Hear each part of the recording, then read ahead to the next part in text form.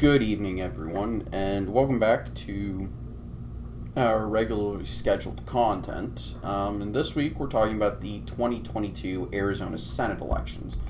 And right off the bat, I'm going to say that regardless of who wins, the winner it's going to come down to Maricopa County, which, for those of you who don't know, Phoenix happens to be right here.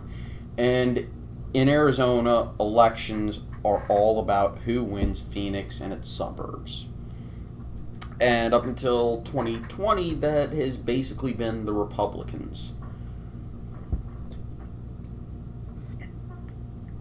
And, well, 2020, Joe Biden and Mark Kelly won Maricopa County. Now, 2020, the Senate election in Arizona was a special election for the seat that is up in 2022. And there's a few... Mark Kelly is almost certainly going to run again. And this election is going to be a little bit more difficult for him, in my opinion. Martha McSally might run again. She might not. Don't know yet. Doug Ducey has declined, at least as of present, though I suspect he might try to run again. But, yeah. I don't think Mark Kelly is going to face any significant challenge from the Democratic Party. The issue, though, is he is almost certainly going to be farther to the left in the Senate than his fellow Arizona senator, the senior senator from Arizona, Kyrsten Sinema, who is really trying as hard as she can to be Arizona's version of Joe Manchin in a lot of ways. Though, of course, Arizona is a much different state than West Virginia, for starters. But a lot of Arizona politics revolve around, well, who is a more moderate candidate. And McSally it was hard to describe her as a moderate. A lot of conservatives, and especially Trump supporters, call a lot of Arizona Republicans rhinos. And I would assume that a lot of progressive Democrats aren't a fan of a lot of Arizona Democrats. But that is what it is. Before I get too far into it, likes, comments, subscriptions, they always do help, and I greatly appreciate them. And there's a link to my Patreon in the description, for those of you who are so inclined. But I'm going to talk about other than Kelly Ward, some of the Republican potential candidates. Mark Brnovich, the Attorney General of Arizona. Obviously, Kelly Ward, the chair of the Arizona Republican Party, though she is very much going to run into the exact same problem as Martha McSally did. She might still win because it will be a Republican-favorable year. I think people need to remember that. And Arizona is a very competitive state, so it would go to reason that the Republicans should, in theory, have that advantage. And, Arizona is definitely moving towards the left, but it's still competitive enough that it should not be immune from national trends and national environment. It's not a state like Montana where the candidate is a very good fit for the state. I would argue that Mark Kelly is not a very good fit for Arizona.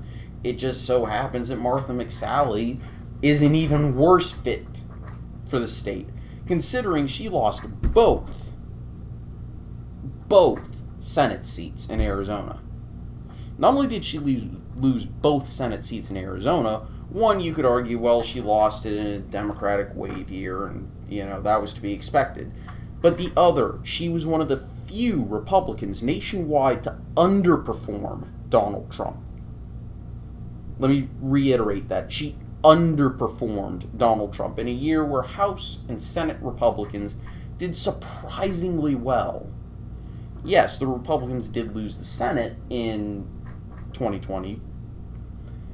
But there were a lot of commentators who were saying that Republicans were going to lose in North Carolina, lose both Senate seats in Georgia, lose Arizona, lose. I'm trying to remember some of the other Senate seats that were up, that were potential to flip. There were people who were saying that Lindsey Graham and Mitch McConnell were at risk. Okay. Yeah, there were serious takes about that. Obviously, that didn't happen, but moving on. So, yeah, Martha McSally is not a very good fit for the state. If you get somebody who is a much better fit, a moderate Republican, somebody who is able to reach across the aisle, I don't really see.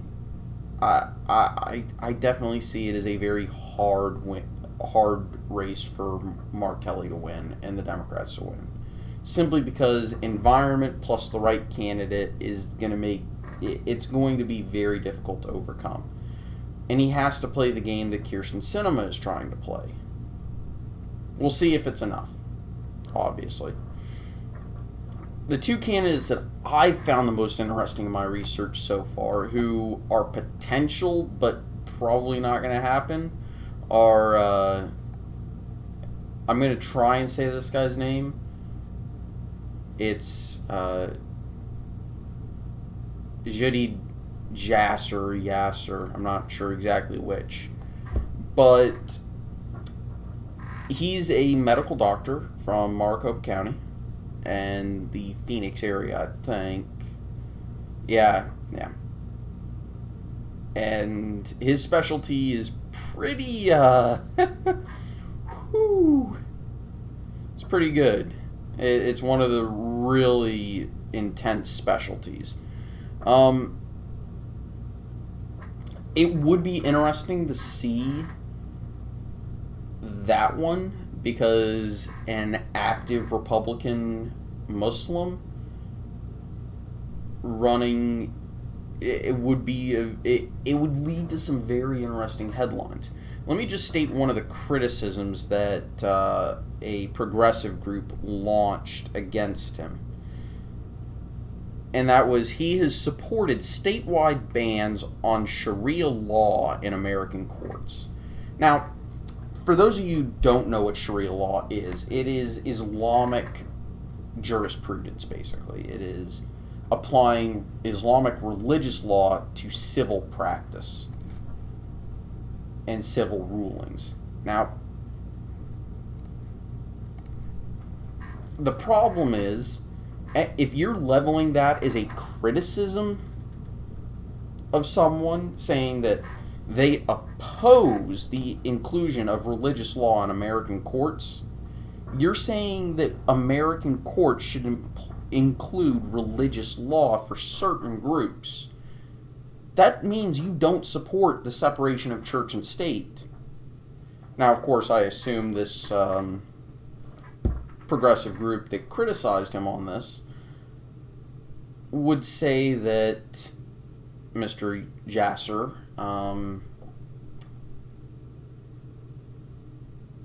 doesn't support it because he's a crazy, bigoted right-winger, but would also at the same time argue that Christian or Judaic religious law should be left out of American courts because we have separation of church and state. We should not have religious law in our courts. Well, if that's the case, you shouldn't be supporting Islamic law in American courts, even in insular communities. That'd just be like saying, oh, Mormons, you can have your own court system that applies your own religious law. Or, oh, Hindus, you get your own court system. No, that is not how law works in America. And if you're leveling the criticism that they are against the inclusion of Sharia law in American courts, you're the one in the wrong. The other candidate I found interesting. Now, by the way, I don't think either of these candidates are going to win the primary if either of them run. Simply because I just... I think the Republican Party in Arizona is kind of going off its rocker a little bit. The other candidate is the vice president of the Navajo Nation, so he actually has political experience, and that's Myron Lizer. Now, he supported Donald Trump vigorously, was at Trump rallies, and, you know, all of that. So, it's he'd be an interesting candidate. But it's very difficult to, at least from where I'm sitting, and maybe I can find a way to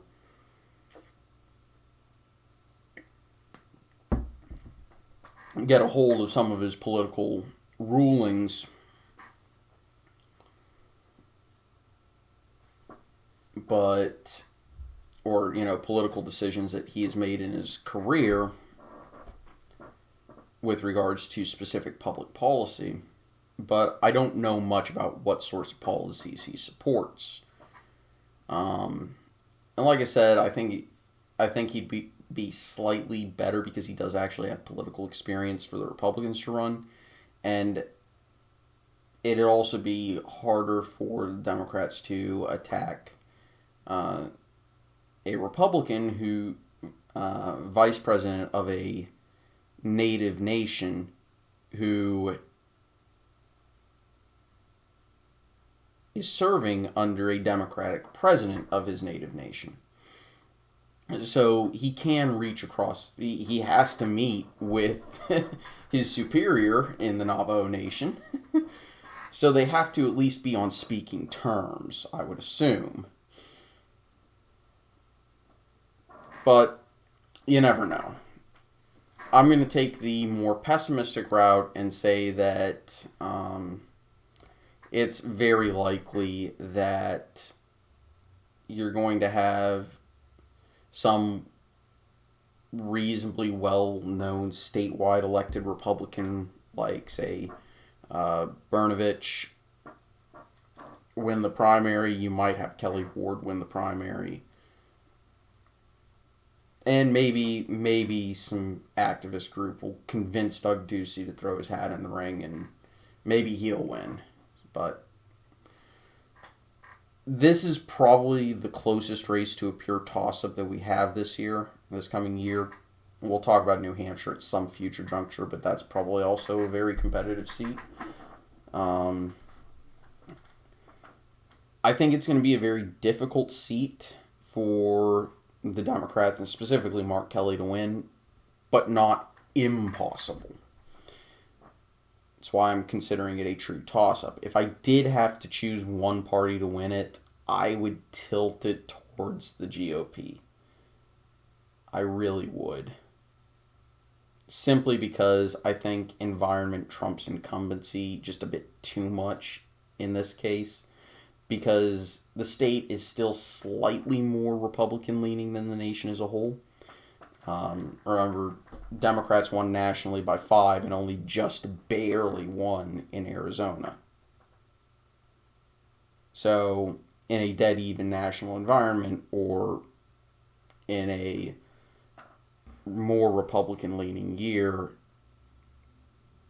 it's still ever so slightly red. So that's why I'm saying that. Incumbency is strong, but if the Republicans put up the right candidate, incumbency is not that strong.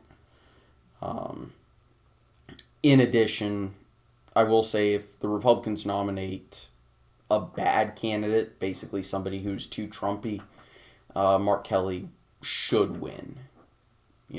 By should, I mean is likely to. Anyway, I'm going to go ahead and end it here. I hope you all enjoyed. See you next time. Take it easy. Have a very lovely evening. Good night.